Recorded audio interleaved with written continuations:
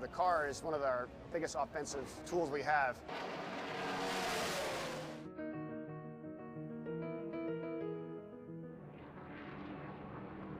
Ready, green, green, green. Being the crew chief of the team is like the head coach for the football team. Basically in charge of all the road guys and pit crew guys, making calls during the race, making adjustments, kind of calling the race and play-by-play type of deal. Racing is pretty risky. As crew chief, I try to make sure he's aware of the situations around him. When you see Denny get involved in a wreck, you know, obviously the first concern is how is his well-being. The scariest moment I've definitely had was breaking my back in 2013. Hamlin edges ahead. They touch, and here comes Kyle. I hit a part of the wall that wasn't covered by a safer barrier. And I remember feeling my back break, and I really didn't know if I'd ever race again. Pit crews become more and more important. Obviously, pit strategy is a big deal. When to pit, when not to pit, how many tires to take.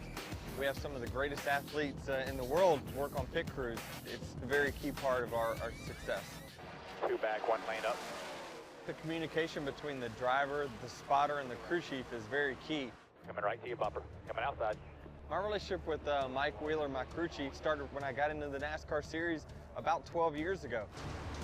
During the race, I'm on the radio with Denny quite a bit.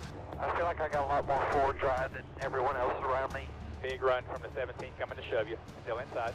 I communicate to them what the car's doing. Tight center is the biggest complaint. And the crew chief will then take that information, make adjustments when we come in for a pit stop. The thing I love about racing the most is the fact that I've always grew up a car guy, and I always grew up a sports guy, and this is a good way of putting both together.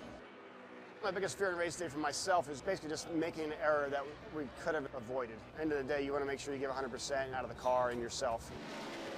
We're driving around at 200 miles per hour, so you have to have a lot of faith that those guys have done their job well.